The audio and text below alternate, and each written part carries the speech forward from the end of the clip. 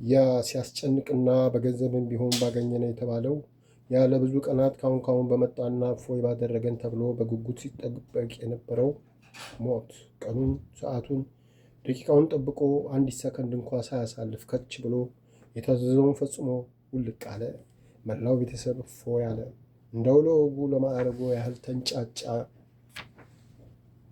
እንጂ አገር ጉድ ይላል ብሎ ባይፈራ የአገር ወድ ልማድ ማፍረስ ባይሆንበት እልል ብሎ በቀበራቸው ነበር። ግን እልልታ ለሰርግ፣ ለልደት፣ ለደስታ እንጂ ለሞት አይደለምና ውስጣቸው ላያቸው እየየ ብሎ ወደ መቃብር ሸኛቸው። የነዘርቱን ቤት ለቀስተኛው ቦታውን ይዞ ሁሉም ከመሳዩ ጋር የመሰለውን ያወራል። መሰረትና ዘርቱንም ከድንኳኑ ጥግ ጎን ለጎን ተቀምጠው ተሾካሾኩ ያወራሉ። መሲ በቃ እግዚአብሔር ምሮናል፣ መቼም አትታዘቢኝና የማየሞት ምሕረት እንጂ ሞት አይባልም። ስለዚህ አሁን ምን ቀረን አለች ዘርቱን። ምንም አልቀረንም። እንግዲህ 12ቱን አውጥተን 40 ላውጣ ካላልሽ በስተቀር ከእንግዲህ የቀረን የለምና 12ቱን አውጥተን መሄድ ብቻ አለች ቁርጥ አድርጋ። 40 80 ይሁንልኝ። እንደውም አንቺን ቢያልሽኝ እንጂ ሳትሞት ገና እንሂድ፣ ከእንግዲህ የፈለገ ይምጣ፣ ግፋ ቢል ተቆራርጦ መቅረት ነው። ይሄ ደግሞ መቼም ገዳም ሲገባ ከሁሉ ተቆራርጦ ነው ብዬሽ ነበር። እንኳን ሞታ ነገ ተነገ ወዲያ አይደለም አለች። በቃ ማንም ሳይነቃ በ12ቱ ማግስት እኛ ውልቅ እንበል አለች ውስጧ በደስታቱ ሞልቶ። መሰረትና ዘርቱን ይህንን ሲመካከሩ የዘርቱን ጓደኞች መጡና ሰላምታ ሰጥቷቸው አጠገባቸው ቁጭ ቁጭ አሉ። መሰረትና ዘርቱን ተጠቃቀሱና መሰረት ተነስታ ወደ ቤቷ ሄደች። መሰረትና ዘርቱን እስከ 12ቱ ድረስ የሚያስፈልጋቸውን ነገር ሲያዘገጃጁ ሰነበቱ። መሰረት ለአባና ለመላው ቤተሰቦቿ እሷ እዚህ ቦታ አለሁ ብላ እስካላሳወቀቻቸው ድረስ የትም ቦታ ሄደው እንዳይፈልጓት፣ ማንም እዚህ ቦታ አየናት ቢል ለመፈለግ እግራቸው እንዳያነሱ፣ እሷ በጣም ሩቅ ወዳለ ገዳም መሄዷንና ከጥቂት ጊዜያት በኋላ መጥታ እንደምታያቸው የሚገልጽ ደብዳቤ ጽፋ በቀላሉ ሊያገኙ ከሚችሉበት ቦታ አስቀምጣ ለአባ እሷ ባለችው ሰዓት በእጃቸው እንዲደርሳቸው በዘዴ ሰጥታ፣ ዘርቱንም በተመሳሳይ ሁኔታ ቤተሰቦቿ የጻፈችውን ደብዳቤ በግልጽ የሚያገኙበት ቦታ አድርጋ ማግስቱ ጠፍተው ወጡ።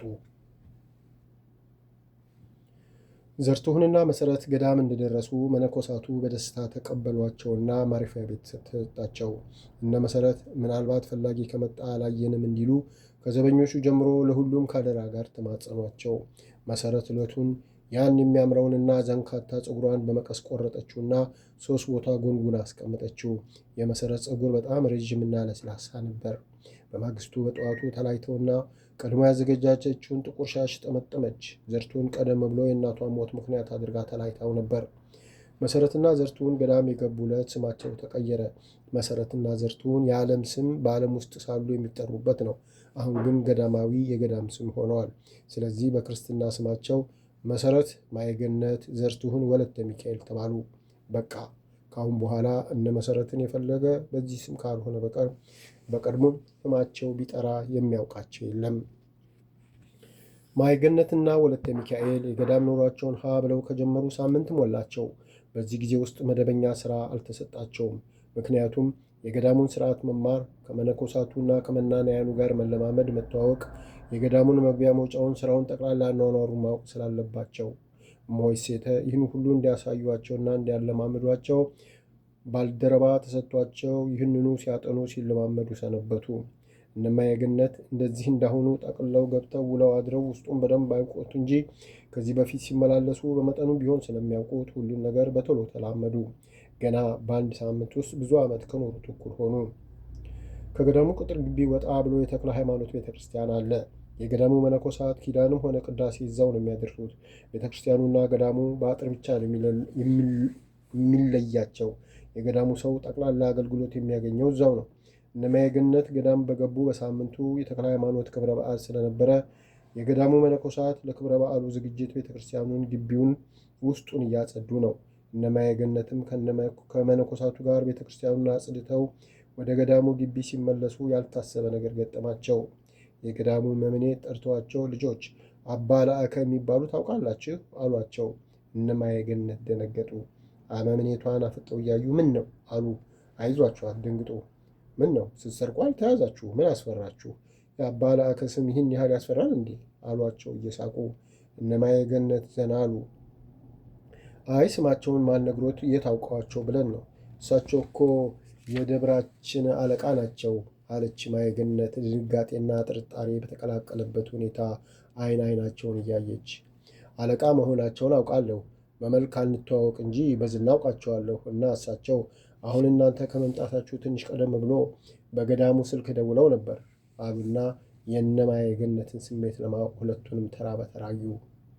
እነማየገነት እጢያቸው ዱብ አለ፣ ሰውነታቸው ተለዋወጠ። ማየገነት የሞት ሞቷን እና ምን አሉ አለች አይኗን ጎልጉላና እጇን አፏ ላይ አድርጋ።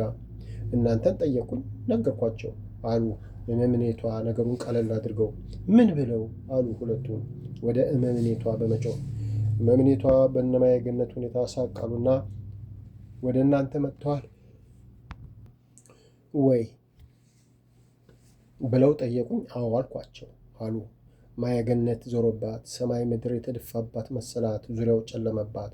አዎ አሉ አሏቸው አለች የቅዠት እንጂ እውን አልመስል ብሏት። አዎ እኛ ጋ ናቸው አልኳቸው። ምን ነው ፈራችሁ? ምን የሚያስፈራ ነገር ተናገርኩ?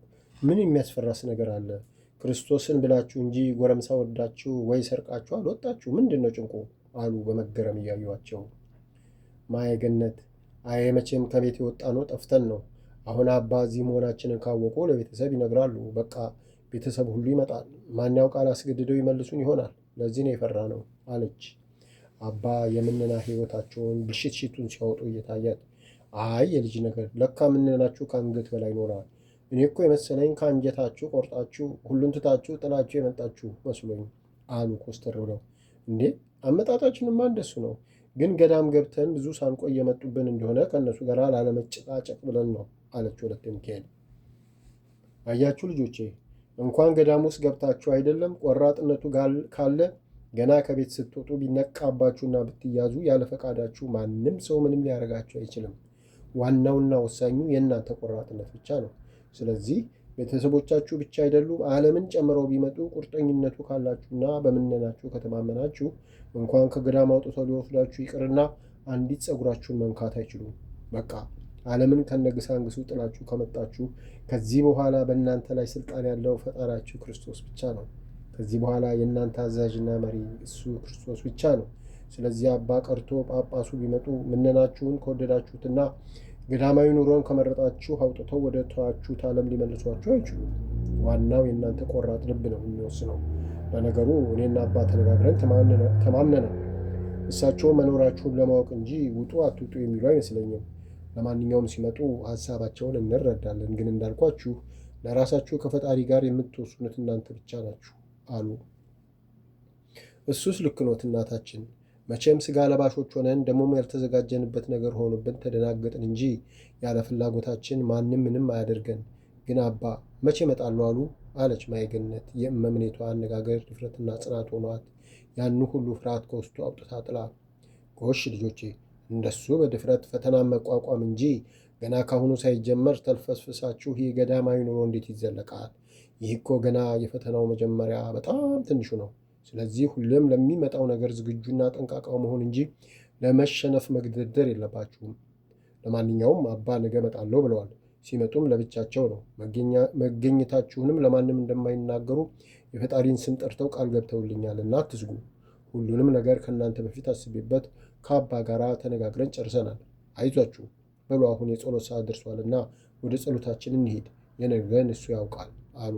እነማየገነት ተረጋጉ። ይህን ሁሉ ነገር ስላደረጉላቸው መዋይን ከልብ አመስግነው ወደ ጸሎት ቤት አመሩ።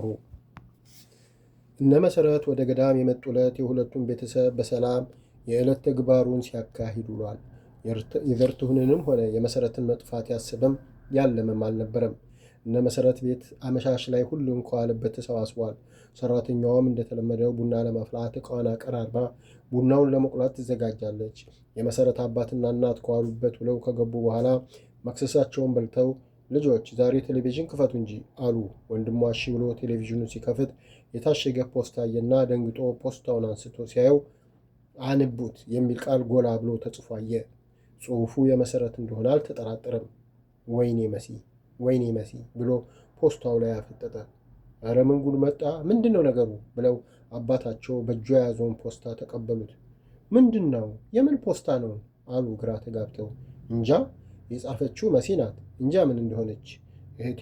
እንጃልኝ ልቤ በከንቱ አልተጨነቀም። እንጃልኝ አባዬ። ወይኔ እህቴ፣ መካሬ እህቴ፣ ጓዴ፣ ወይኔ ብሎ እየየውን ለቀቀው። መላው ቤተሰብ ታመሰ። እናቷ እንደፈራሁት ልጄ ጥላኝ ጠፋች፣ እንደፈራሁት ብለው ደረታቸውን እየደቁ ሙሾ ጀመሩ። አቶ ደጉ ግራ ገባቸው። ኧረ እባካችሁ ደብዳቤው ምን ይበል ምን ሳይታወቀኝ የምን ሟርት ነው? እስቲ ቆዩ ይነበብ አሉና ደብዳቤውን ለመክፈት አቅማጡ። ፈሩ፣ ተንቀጠቀጡ፣ ተርበተበቱ። ደብዳቤውን እንደያዙ ቁጭ አሉ። ግን አሁንም ቀዶ ማንበብ አይደለም ማየት ፈሩ። እህቷ እንደምንም ተበራታ ከአባቷ እጅ ደብዳቤውን ተቀበለችና ቀደደችው።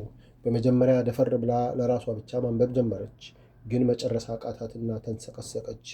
የእሷን ደብዳቤውን ደረቷ ላይ ይዞ ማልቀስ ያዩ እናቷ እሺ ሞተች? ጠፋች? ምን ሆነች? ልጄ አርጅኝና ልስማው። ልጄ እኔም ቀድሞ አውቄዋለሁ። ልጄ እኔን ውሃ ይብላኝ እኔን ብለው ደረታቸውን እየደቁ እየያቸውን ለቀቁት። እህቷ እንደምንም ብላ በአንገት አድርጋ ደብዳቤውን ጨረሰችውና ወይኔ እህቴ፣ ወይኔ እየሳቅሽ ሳይመስልብሽ አታለልሽኝ። ወይኔ መስዬ፣ የኔ ሽማግሌ፣ የኔ መካሪ፣ በቃ አጣውሽ ብላ እሪ አለች። አቶ ደጉ ወደ ልጆቻቸው ሄዱና ምንድነው ነገሩ ልጄ? እስቲ ንገሪኝ ልጄ ሞተች አሉ። ሰውነታቸው እየተብረከረከና እንባቸው መንታ እየወረደ። አባዬ ያው ሞት ነው፣ በምን ይለያል? መሲን በቃ ካሁን በኋላ አናያትም፣ ብትኖርም አናገኛትም። የመሲ ነገር አበቃ። ወይ እህቴ አለች። እባክሽ ልጄ የሆነውን ብቻ ንገሪኝ አሉ አባቷ በሚያሳዝን ሁኔታ መሬት ላይ ተንበርክከውና ሁለት እጃቸውን ደረታቸው ላይ አድርገው። አባዬ መሲ ገዳም ገብቻለሁ፣ ከእንግዲህ አታገኙኝም አለች። በቃ መሲ ገዳም ገባች በቃ አለች። እህቷ የምትሆነው ጠፍቷት እየተወራጨች። ወንድሟ ገዳም የሚለውን ቃል ሲሰማ መሲ ገዳም በቃ እኔስ ምን አለኝና እዚህ እቀመጣለሁ? እኔም ልብረር ልጥፋ፣ ያለ መሲ ኑሮ አላድርገውም ብሎ ወደ በሩ ሲሮጥ ሰራተኛዋ የቤቱን በር ዘጋችና አትወጣም፣ ስንት ሰው እናጣለን ብላ ጮኸች። ቤቱ ተተራመሰ፣ ሃይባይ ጠፋ። ሰራተኛዋ ሮጣ ጎረቤት ጠራች። አቶ ሀብቱ ቀድመው እየሮጡ ደረስና ምንድን ነው ነገሩ? ኧረ እባካችሁ ረጋ በሉ ብለው ሁሉንም በግድ እየተቆጡ አስቀመጡ። እህትና ወንድሟ ብቻ አሻፈረን ልቀቁን እንብረር ብለው ብዙ ካንገራገሩ በኋላ በሰው ብዛት አስቀመጧቸው። ወንድሟ እጁን ታሰረ። አቶ ሀብቱ ለመሆኑ ምንድን ነው ጉዳዩ አሉ እየተቆጡ። እህቷ ደብዳቤውን እየተንሰቀሰቀች ሰጠቻቸው። ተቀብለው አነበቡና እሳቸውም አንገታቸውን ደፍተው ትንሽ ካለቀሱ በኋላ እንባቸውን ጠራርገው ታዲያ ይሄ እንደዚህ ያሳብዳል? ምን ነው ብዙ ስታውቁ አላዋቂ ሆናችሁ? መሰረት ገና ዛሬ ነው እንዴ ገዳም የገባችሁ? ቆየች እኮ ለካ እናንተ ከእኛ ጋር ነች እያላችሁ ነበር። ወይ ምኞች! እኔ እንኳ ሁልጊዜ ሳያት ከመነኮሳት ጋር ነው እንደ ዘመኑ ልጆች አንድ ቀን ከወንድ ጋር አይቻት አላውቅም። እኔ ሁሌ ለልጆቼም ሆነ ለባለቤቴ ሀብቱ ምን አለ ትላላችሁ መሰረት ትመለኩሳለች እላቸዋለሁ። አይደለም እንዲህ ብዬ አላውቅም አሉ ወደ ባለቤታቸው እያዩ። ኧረ ምን ሐሰት አለው? ሁሌ ወሬው ይኸው ነው። እኔ ደግሞ እንዲህ አትበል እያልኩ ጣለዋለሁ አሉ ባለቤታቸው እንባቸውን እየጠራረጉ። እናም መሰረት ገዳም የገባችው ዛሬ አይደለም። እርግጥ ሰው ሲለይ ያውም እንደ መሰረት ያለ የልጅ አዋቂ ሲያጡ ያስለቅሳል። ግን ይህን ያህል አያሳብድም። እንዳውም ከዘር እንዲህ ያለ የተባረከ ፍሬ ሲገኝ ደስ ያሰኛል፣ ያኮራል እንጂ እንዲህ ቀቢጸ ተስፋ አያስደርስም። ደግሞም አምላክ ጤናና ዕድሜ ይስጣት እንጂ ቦታዋን ካደራጀችና ሁሉን ካደላደለች በኋላ ወይ ትመጣለች ወይ ያለችበት ሄደን እናያታለን። ይኸው የእናቴ እህትማ ወለተ ኪዳን በሄደች በ8 ዓመቷ መታ አይታን አይደል ሄደችው። ደግሞም እሷ ያለችው እግዚአብሔር በፈቀደ ጊዜ መጥቻ ያችኋለሁና እኔን ለመፈለግ እግራችሁን እንዳታነሱ፣ ክፉ ያገኛታልን ብላችሁ አትስጉ። እግዚአብሔርን የያዘ እሾህ እንቅፋት አያገኘውምና አትዘኑ፣ አታስቡ ብላለች አሉ ደብዳቤውን እያዩ። አቶ ደጉ መሐረባቸውን አውጥተው አፍንጫቸውን እየጠራረጉ ይሁና መቼስ ምን እናደርጋለን፣ ኑሮሽ ይሄ ነው ካላት ከሱ ጋር ማን ይታገላል? ወይ ልጄን አሉ እንባቸውን መንታ እየወረደ። እናቷ ባለቤታቸውን ዞር ብለው አዩና አይደጉ ይሄ ሁሉ ያንተ ስራ ነው። አንተ ነህ ልጄን እዚያ በቃሃት። ተው እያልኩ ብወተውት አልሰማ ብለኸኝ ልጄን አሳጣኸኝ። አሁን ምን ያስለቅስሃል? እልል በል እንጂ ልጄን ከጄ ፈልቅቃ አጠፋህብኝ አሉ ባለቤታቸውን በቁጭት እየተመለከቱ። እኔ መቼት ይሄ መጣል ብዬ አላሰብኩኝ። ቤተ ክርስቲያን ሂጂ መንፈሳዊ ሁኚ ማለት የአባት የእናት የሃይማኖታችንም ሕግ ነው ብዬ ነበር። እሷ መንገድ ሳተች እንጂ አሉ ጥፋተኝነት እየተሰማቸው። ከዚህ በፊት በመሰረት ጉዳይ ባለቤታቸው ያሏቸውን ሁሉ አስታውሰውና ያለመጠራጠራቸው ራሳቸውን እንደ ጥፋተኛ እየኮነኑ እኔ ስጠረጥር ሳልሰማ ማለት ምን የሚሉት ነው? ስነግርህ አፌን ስትለኝ አልነበር? ዛሬ ከሆነ በኋላ ጸጸቱ ምን ይረባል? በፊቱኑ ተመካክረን አንድ ነገር እናድርግ ስልህ እምቢ ብለህ ልጄን አስመለጥከኝ። ወይኔ ልጄ፣ ወይኔ ወይኔ ወይኔ አሉ ጋብ ያለ እንባቸውን እያወሩና ቤተሰቡን ሁሉ በሐዘን መልክ እያዩ። አቶ ደጉ ምንም መመለስ አቅቷቸው አቀርቅረው እንባቸውን አፈሰሱ። አቶ ሀብቱ አይ ምን ነው ብዙ ስታውቁ አላዋቂ ሆናችሁ። መሰረት ጥንቱንም ጌታ የእሷን ኑሮ ወስኖ ነው የፈጠራት። ስለዚህ ማንም የሚያቆማት የሚያግዳት የለም። ስለዚህ በእሷ ጉዳይ አትወቃቀሱ። ይልቅ ጌታ መንገዷን አቃንቶ ካሰበችው እንዲያደርሳት የጀመረችው እንዲያስፈጽማት ጸልዩላት። በተረፈ አጉል እያዘናችሁ ከፈጣሪያችሁ አትጣሉ። ሰው ልጁን ለሞት ሰጥቶ ይቀመጥ የለ? ደግሞስ የስንቱ ልጅ ነው ዋልጌ ሆኖ ወንዱ ሌባ፣ ሴቷ ሴተኛ ዳር እየሆኑ እናት አባታቸውን ወገናቸውን አንገት ያስደፉት። መሰረት ግን የሚያኮራ የሚያስደስት የሚያስቀና ስራን የሰራችሁና ሐዘኑን ትታችሁ ደስ ይበላችሁ፣ እሷ የክርስቶስ ሆናለች ብለው ሁሉንም አረጋግተውና ባብለው በብዙ መክረው ሁሉም በየቤታቸው ሄዱ። የመሰረት አባት ለአባ ላከ ለመንገር እንባቸውን እየጠራረጉ ወጡ። አባ ላከ በጠዋቱ የታመመ ለመጠየቅ ወደ በሽተኛው ሲሄዱ መሰረትና ዘርቶን እየተጣደፉ ወደ ኦርቶስ ተራ ሲሄዱ ፊት ለፊት ተገናኙ። እነ መሰረት ደነገጡ። አባ መደንገጣቸውን አይተው እንዴ በጠዋቱ ወዴት ነው ተፍ ልጆቼ አሉ ሳቅ እያሉ። መሰረት ቀልጠፍ ብላ የእነ ዘርትሁን ዘመዶች ከባል ሀገር ስለሚመጡ ተቀበሉን ብለው ደውለው ተቀበሏቸው ተብለን ነው አለች እየተንተባተበች። ታዲያ ምን ነው ሲሰርቅ እንደተያዘ ደነገጣችሁ? ደግሞ ሲያያዛችሁት ምንድን ነው አሉ እነ መሰረት 3 መቀያየሪያ ልብስና መጽሐፍ ስዕሎች የያዙበትን ከረጢት እያዩ። ድንገት ያላሰብኖት ቦታ ስላየኖት ነው የደነገጥ ነው። ዕቃው ግን እግረ መንገዳችንን እዛ ሱቅ እንድናደርስ ታዘን ነው አለች ወደማታውቀው ፊት ለፊታቸው ራቅ ወዳለው ሱቅ እያመለከተች። ጥሩ በሉ ሂዱ አሉና መሰረትን ትኩር ብለው እያዩ ማየገነት ዛሬ ብቅ አትይም እንዴ? ሰሞኑን እኮ ራብ ገደለኝ አሉ። የመሰረት መጥቆር መክሳት ውስጣቸው የሆነ ነገር እየተሰማው። በቃ ከነገ ጀምሮ እርሶ ጋር ነኝ። መደበኛ ስራዬን እጀምራለሁ። እኔ ደግሞ በእኔ ምትክ ሌላ ሰራተኛ ሳያስገቡ አይቀሩም ብዬ እኮ ሰግቼ ነበር አለች እየሳቀች። አይ እንዳንቺ ያለች ባለሙያ እግሬ እስኪነቃ ብሄድም ስለማላገኝ አልሞከርኩትም። አንቺኑ እየጠበቅኩ ነው አሉ እሳቸውም እየሳቁ። እኔንስ ያኮራኝ ይሄ ሙያ አይደል አባቴ። በሉ ነገ ጠዋት እመጣለሁ፣ ደህና ይዋሉ ብለው ተለያዩ። አባ በሽተኛውን ጠይቀው ቤታቸው ተመልሰው ምሳ በልተው አረፍ ካሉ በኋላ የተጣሉ ባልና ሚስቶች ስለነበሩ እነሱን ለማስታረቅ ሄደው እዛው አምሽተው ሲመጡ አቶ ደጉ በራቸው ላይ ቁጭ ብለው ሲተግዙ አገኛቸው። አባ ደነገጡ። እየተጣደፉ ወደ አቶ ደጉ ቀረቡና ምን ነው ልጄ ደህናም አይደሉ? ምን ተፈጠረ አሉ። የአቶ ደጉ ሁኔታ አላምር ስላላቸው አይ አባቴ ምን ደህንነት አለ፣ ጉድ ሆንን አሉ እንባቸውን ባይናቸው ሞልቶ። በዚህ መሃል አንድ ልጅ አባ እስካሁን እየተመላለኩ ስጠብቆት ነበር፣ ይኸው ደብዳቤ አላቸው። አባ ግራ ተጋቡ። የምን ደብዳቤ ነው ልጄ? ማን ነው የሰጠህ አሉ ደብዳቤውን ለመቀበል የፈሩ ይመስል እጃቸውን እየሰበሰቡ። መሰረት ነች፣ ጠዋት ወደ ማታ ለአባ ስጣች አለችኝ አለ ልጁ በየዋህነት ደብዳቤውን እንዲቀበሉት እጁን ወደ አባ እያስጠጋ። ይቀበሉት አባ ይቀበሉት፣ የእኔው ጉድ ነው።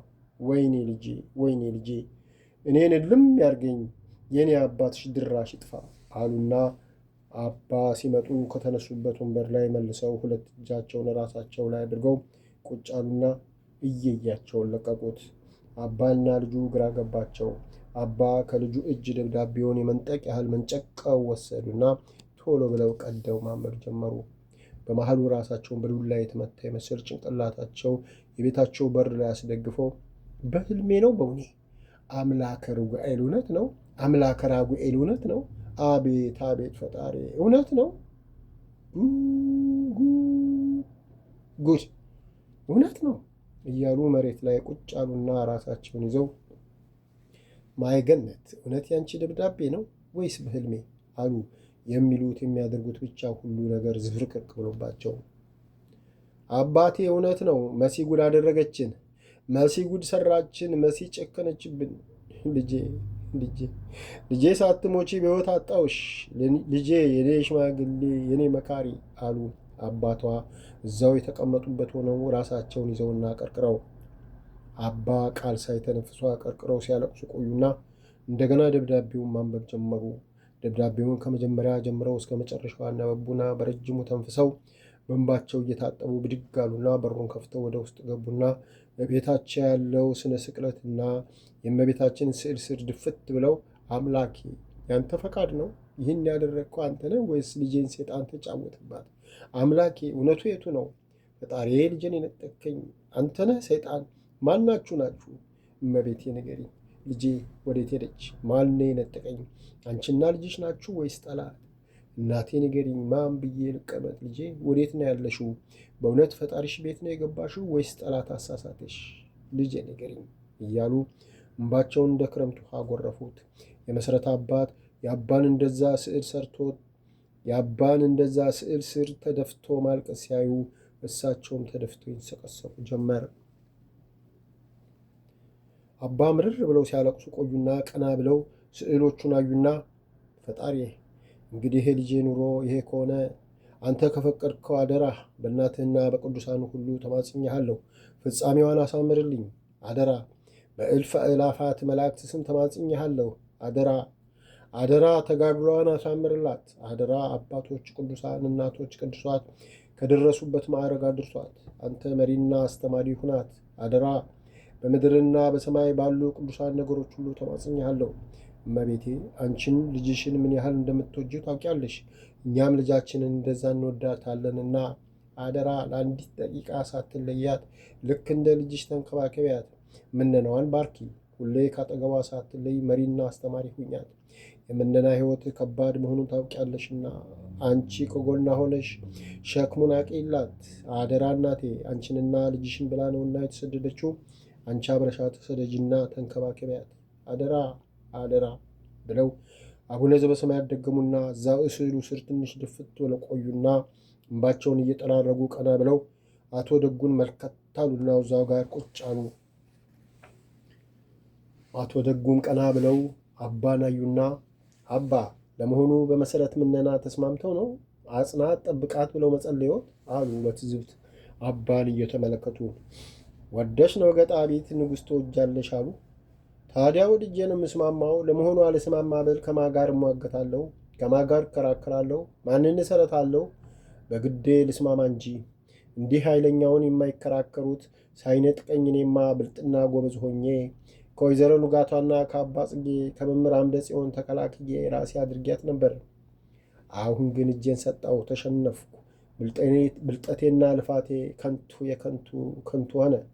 ስለዚህ ከመዋላ አሸንፈው ጋር ከመጣላት እጄን በሰላም መስጠት ብቻ ነው ያለኝ አማራጭ አሉ የወረደ እንባቸውን በጋቢያቸው ጫፍ እየጠራረጉ። ከነ ወይዘሮ ንጋቷና ከመምህር አምደ ጽዮን በመሰረት የተነሳ ተጣልታችሁ ነበር እንዴ? አሉ አቶ ደጉ የአባ አነጋገር ግር ብሏቸው። አዎ ዱላ ባንማዘዝ ባንደባደብም እኔ በብልጠቴ ያሸነፍኳቸው መስሎኝ ነበር። ለካ እኔው ኖሬ ያለው ተሸናፊው። ለካ እነሱን አሞኘሁ ብዬ ራሴን ሳሞኝ ኖሬ ያለሁ አሉና ለአቶ ደጉ የሆነው ሁሉ ምንም ሳይደብቁ ነገሯቸው። አቶ ደጉ መሰረት አባንና ሌሎችንም ለማሳመን ያደረገችውን ነገሮች ሁሉ ሲሰሙ በጣም በመገረም ይገርማል፣ ልጅቷ ይህን ሁሉ ብልጠትና ዘዴ ማን አስተማራት? አሉ። እሱ ነዋ ፈሊጡን ተሰሚነቱን የሰጣት፣ እሱ የጠራት ጌታ ነዋ። እኔማ ነፈዙ ምንም ሳልጠረጥር ከነሱ ነጥቄ ለልጄ ልድራት ነበር። ቤተሰቡ ሁሉ ሰምቷል ወይስ እንዴት ነው? አሉ። አይ አባ ሰምቷል ብቻ ሳይሆን አብዷል ቢባል ይሻላል። እናቷማ እኔን ልትገለኝ ምንም አልቀራት። ደግሞም እውነቷን ነው። እሷ እንደዛ የተማጸነችና እባክህ የዚችን ልጅ ነገር አንድ በል ብላ ስትጨነቅ እኔ ከቁም ነገር ሳልቆጥረው አፌዝኩባት። ያኔ እንደሷ ልብ ብዬ ነገሮችን ብከታተል ልጄ መች ታመልጠኝ ነበር። በገዛ እጄ አንዴ ገዳም ሂጂ፣ አንዴ ቤተ ክርስቲያን እያልኩ ልጄን መንገድ አሳይቼ ገፍቼ ጣልኳት። ስለዚህ እናቷ እውነቷን ነው። እንደኔ ያለ አባት ሳይሆን ጠላት የልጁ ደበኛ ስለሆነ ሞት ይገባዋል። ወይኔ ደጉ ልጄን አውጥቼ ጣልኳት አሉ እንባቸው መንታ እየወረደ። አባ ትንሽ እንደመተከዛሉና አቶ ደጉን መልከት ብለው አይ ልጄ ቤተ ክርስቲያን ሳሙ፣ ገዳማትን እዩ፣ ከአባቶች ከእናቶች መነኮሳት በረከት ተቀበሉ፣ መልካም ሁኑ ማለት እኮ የደግ አባት ወግ ነው። መሰረት ይህን ያደረገችው እርሶ ራሱ መንፈሳዊን ነገር ስለመሯት ሳይሆን በቃ ጥንቱንም ሲፈጥራት ለሱ ስለወሰናት ነው። እስቲ እኔን ተመልከቱ። እናት አባቴ ክርስትና የተነሱለት ከዛም እኛን ከወለዱ በኋላ እኛን ክርስትና ለማንሳት ለማቆረብ ወይ ሰው ሞቶ ለመቅበር ካልሆነ በጥቀር የቤተ ክርስቲያን ደጅ ረግጠው አውቁም። እኛም ጨርሶ አናውቀውም። ታዲያ አምላክ እኔን ጥንቱንም ሲፈጥረኝ ኑሮዬ ይህን ስላደረገውም አይደል ይኸው የምኖረው። አባቴ ወይ እናቴ እንዲህ እንደ መሰረት ረድተውኝ ነው። ደግሞ ስንቶቹ በቤተ ክርስቲያን ፍርፋሪ አድገው ከደጇ ሳይለዩ ኖሮም አይደል እንዴ ትዳር ይዘው ወልደው ከብደው ያሉት። አዩ አቶ ደጉ ሰው በመረጠ ሳይሆን እሱ በጠራ ነው እንጂ ሰው ገዳማት በሄደ ከመነኮሳት ጋር ውሎ ባደረ አይመንንም። ስለዚህ ራስዎን አይውቀሱ። ደግሞም በእርሶ ግፊትም ከሆነ እሰየው እልል ነው። ምክንያቱም የገፏት ወደ መልካም ነገር ወደ ፈጣሪዋ ነው። ሌላ ነፍስ ገዳይ ሴተኛ ዳሪ ከንቱ አልሆነች። ስንቱ በስለት የማይገኘውን ቅድስና ክብር የሞላበት ሕይወት ነው የመረጠችው። ስለዚህ ደስ ሊሎት ይገባል። ይልቅስ ይነሱና ወደ ቤት እንሂድ። መሰረት በደብዳቤዋ አደራ ጥላብኛለች። አባ አደራ የቤተሰቤን ነገር አደራ ብላኛለችና አደራ በል እንዳልሆነ እንሂድ አሉና ተነስተው በራቸውን ዘጋግተው ከአቶ ደጉ ጋር መንገድ ጀመሩ።